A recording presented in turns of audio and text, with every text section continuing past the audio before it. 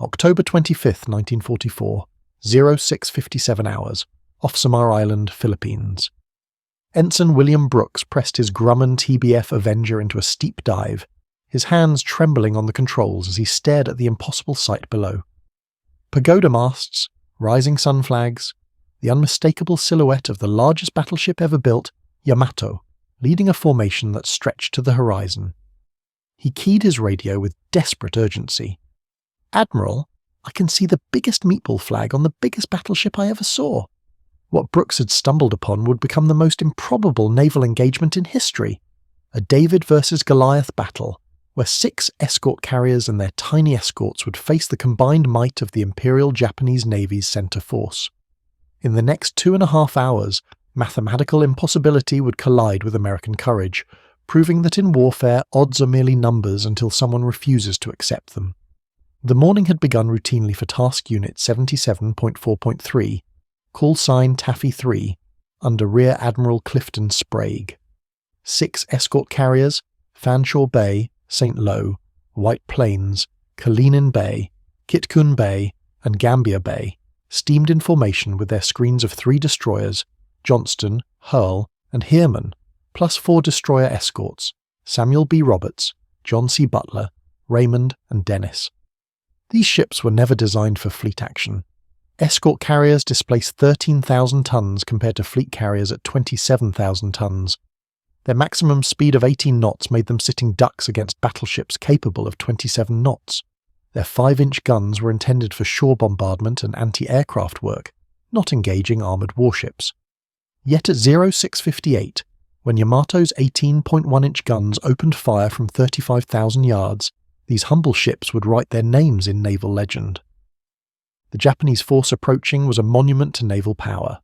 4 battleships led by Yamato, displacing 73,000 tons with armour belts 16 inches thick. Her 9 18.1-inch guns could hurl 3,220-pound shells over 25 miles. Behind her steamed battleships Nagato, Kongo, and Haruna, their 14 and 16-inch guns adding devastating firepower. 6 heavy cruisers including Haguro, Chokai, Chikuma, and Tone brought 8-inch guns designed to destroy enemy cruisers. 2 light cruisers and 11 destroyers completed a formation that represented over 350,000 tons of warships armed with guns ranging from 5 inches to 18.1 inches. Admiral Takeo Kurita commanded from Yamato's bridge, believing he had surprised the main American fleet carriers. The tactical situation defied every principle of naval warfare. Yamato alone displaced more than all of Taffy 3 combined. Her main battery could penetrate 20 inches of armour at 25,000 yards. The escort carriers had no armour beyond splinter protection. A single hit from Yamato's guns could obliterate an entire escort carrier. The heavy cruisers' 8-inch guns outranged everything the Americans possessed. Japanese destroyers were larger, faster, and more heavily armed than American destroyer escorts. By every measure of firepower, armour, speed, and tonnage, this should have been a massacre lasting minutes, not hours. Commander Ernest Evans of Destroyer Johnston didn't hesitate when the massive Japanese formation appeared on the horizon. All hands to general quarters. Prepare to attack major Japanese fleet units. All engines ahead flank, left full rudder. His ship displaced 2,100 tons against Yamato's 73,000 tons. His 5-inch guns fired 55-pound shells against Yamato's 3,220-pound projectiles. His torpedoes had range of 10 miles against 18.1-inch guns effective beyond 25 miles. Every mathematical calculation suggested suicide, yet Evans charged directly at the centre of the Japanese formation. His torpedo attack at 0710 struck heavy cruiser Kumano, flooding her forward engine room and forcing her out of formation. Johnston's guns shifted to battleship Kongo, firing over 200 rounds while making smoke to screen the fleeing carriers. The destroyer escort Samuel B. Roberts earned immortality through Lieutenant Commander Robert Copeland's desperate courage. This will be a fight against overwhelming odds from which survival cannot be expected. We will do what damage we can. His ship was designed for convoy escort, displacing only 1,350 tons with 3 5-inch guns. Against heavy cruiser Chikuma, 23 times her size, Roberts engaged in a duel that defied comprehension. Her guns scored repeated hits on the cruiser's superstructure, setting fires and destroying gun mounts. When her 5-inch ammunition was exhausted, Roberts continued firing with 40mm guns and even star shells, anything that could cause damage. The phosphorus from star shells set additional fires on Chikuma before Roberts herself succumbed to 8-inch shells. Admiral Kurita's tactical errors compounded American advantages gained through desperate courage. Believing he faced fleet carriers capable of 30 knots, Kurita ordered his ships loaded with armor-piercing ammunition designed to penetrate heavy armor. Against the thin-hulled escort carriers and destroyers, these shells often passed completely through without exploding, like rifle bullets through tissue paper. Had Kurita used high-explosive shells, the battle would have ended in minutes. His decision to order destroyers to the rear prevented them from using their superior speed to cut off the American carriers. Most critically, his general attack order broke formation discipline, allowing American destroyers to attack individual Japanese ships rather than facing concentrated firepower. The weather favored American desperation. Rain squalls provided concealment as escort carriers fled southeast at maximum speed. Wind direction allowed continuous smokescreens that obscured Japanese gunnery. The carriers launched aircraft armed with whatever happened to be loaded, depth charges, rockets, machine gun ammunition, even dummy torpedoes. Pilots made repeated strafing runs with empty guns, disrupting Japanese fire control and maintaining constant pressure. Lieutenant Commander Edward Huxtable from Gambier Bay led repeated attacks with just 4 operational aircraft, convincing Japanese observers they faced massive air opposition from fleet carriers. Yamato's participation revealed both Japanese power and limitations. Her first salvo at 34,500 yards straddled White Plains. The near miss from an 18.1-inch shell damaging her hull so severely she never returned to frontline service. Yamato fired 104 main battery rounds during the engagement, more shells than some battles in the Atlantic, yet her fire control systems, designed for long-range engagements against battleships, struggled with fast-moving, maneuvering targets making smoke. Her massive size made her a target for every American aircraft, forcing defensive maneuvering that disrupted her gunnery. Despite firing the largest shells in naval history, Yamato achieved remarkably few hits against the fleeing carriers. The sacrifice of Johnston, Hull, and Samuel Roberts bought precious time for the carriers. Johnston fought until her ammunition was exhausted, her forward guns destroyed, her bridge wrecked by Japanese shells. Even then, Evans maneuvered his dying ship to screen the carriers, drawing fire from 7 Japanese destroyers in her final moments. Hull charged directly at the Japanese battle line, firing torpedoes that forced massive ships to maneuver defensively. Her guns engaged Battleship Congo until Japanese shells silenced her forever. Samuel B. Roberts, the destroyer escort that fought like a battleship, proved that courage could overcome impossible odds, her crew scoring hits on cruisers 10 times their size. The escort carriers fought with whatever weapons they possessed. Gambier Bay, closest to the Japanese formation, absorbed repeated hits from heavy cruiser guns. Her crew maintained damage control and continued launching aircraft until Japanese shells finally overwhelmed her damage control efforts. She capsized at 0907 after fighting for over an hour against impossible odds. St. Lo survived the surface action only to become the first American warship sunk by kamikaze attack later that morning. The carrier's aircraft, pilots and crews performed miracles with inadequate weapons, convincing Japanese commanders they faced the full might of the American fleet. At 0920, Admiral Kurita made the decision that saved the American landing force. Believing he faced fleet carriers with massive air groups, confused by desperate American attacks from all directions, concerned about fuel expenditure and scattered formation, he ordered withdrawal. The Japanese force that could have devastated the American invasion fleet turned north towards San Bernardino Strait, leaving Leyte Gulf to the Americans. Kurita's decision remains controversial among historians, but tactical factors support his reasoning.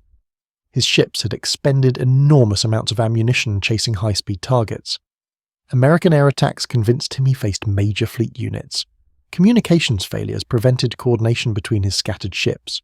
The casualty statistics tell the story of American sacrifice and Japanese failure. Taffy 3 lost 2 escort carriers, 2 destroyers, and 1 destroyer escort. American dead totaled approximately 1,600.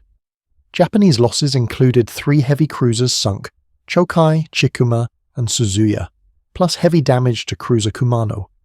Japanese casualties numbered over 3,000. The force that should have annihilated Taffy 3 in minutes suffered heavier losses than their intended victims. The mathematics of naval warfare had been rewritten by courage, tactical errors, weather, and the desperate improvisations of sailors fighting for their lives. American naval doctrine was transformed by the Battle of Samar. Pre-war theories assumed escort carriers were vulnerable auxiliaries requiring protection from fleet units. Samar proved that any warship, regardless of size or intended mission, could engage enemy fleet units if commanded with sufficient courage and tactical skill. The battle validated destroyer and destroyer escort designs that emphasized firepower and maneuverability over armor. Most importantly, Samar demonstrated that material superiority alone could not guarantee victory without proper tactics, leadership, and coordination.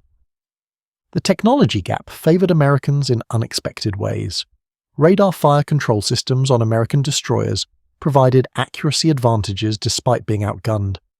American damage control training kept ships fighting despite catastrophic damage. Superior radio communications allowed coordination between ships and aircraft that Japanese forces could not match. American proximity fuses in anti-aircraft shells improved defensive effectiveness against Japanese aircraft. Even American steel metallurgy proved superior, as Japanese shells that should have penetrated American ships often broke up on impact. The strategic implications extended far beyond one morning's battle. Kurita's withdrawal eliminated the last serious Japanese threat to American amphibious operations.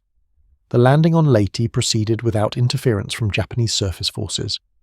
Japanese naval aviation suffered irreplaceable losses during the broader Battle of Leyte Gulf. The Imperial Navy never again attempted major surface operations against American forces. Samar marked the effective end of Japanese naval resistance in the Pacific War, achieved not by superior American forces but by the courage of sailors who refused to accept impossible odds. The weather played a crucial role in American survival. Morning rain squalls provided concealment during the initial engagement. Wind direction favored American smoke screens throughout the battle.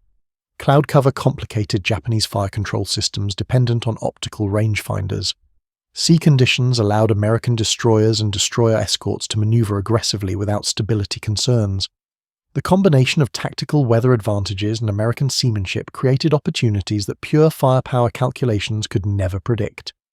Individual heroism defined every aspect of the engagement. Signalman third class. Robert Billy remained at his post aboard Johnston, while Japanese shells destroyed the bridge around him, maintaining communications until the ship sank. Aviation machinist mate third class Edward Leinanen continued launching aircraft from Gambier Bay's damaged flight deck until the carrier capsized. Chief torpedoman Paul Carr on Samuel B. Roberts attempted to fire the ship's final torpedo manually despite fatal wounds, epitomizing the determination that characterized American resistance throughout the battle. The aftermath revealed the true cost of Japanese tactical failures. Admiral Kurita faced criticism for withdrawing when victory seemed within reach. Post-war analysis suggested that continued attack could have destroyed the entire escort carrier force and devastated the Leyte landing beaches. However, Kurita's decision reflected the confusion and uncertainty inevitable in naval combat. His intelligence suggested he faced major fleet units rather than escort carriers. American resistance exceeded all expectations based on ship types and theoretical capabilities. The lesson remains that tactical decisions made under extreme pressure often defy post-war analysis. American industrial capacity supported the courage displayed at Samar. The ships lost were replaced within months by new construction. Ammunition expended was resupplied from massive production facilities. Personnel losses, though tragic, were absorbed by training programs producing thousands of new sailors monthly. Japanese losses could not be replaced. Heavy cruisers took years to build. Experienced sailors could not be quickly trained, and ammunition production barely met minimal requirements. The Battle of Samar exemplified how industrial warfare rewarded the nation, capable of sustaining losses while inflicting irreplaceable damage on enemies. The battle's conclusion at 0920 marked more than tactical withdrawal.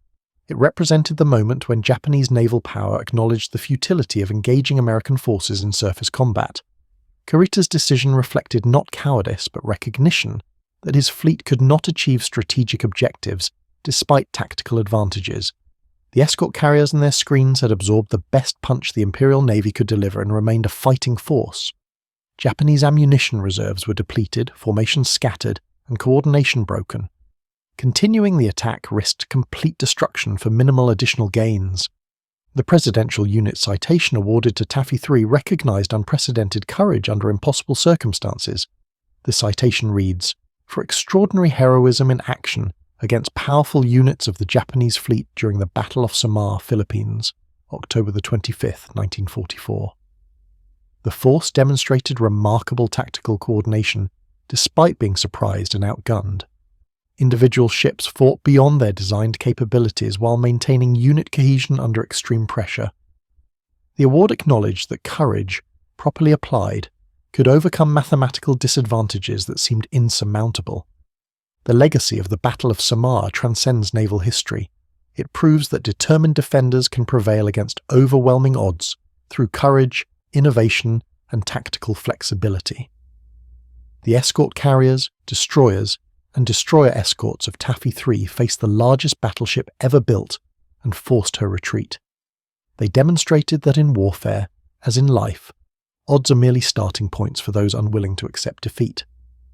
The morning of October 25, 1944, off Samar Island, American sailors proved that some battles are won not by superior force but by superior spirit, writing their names forever in the annals of naval courage and tactical brilliance.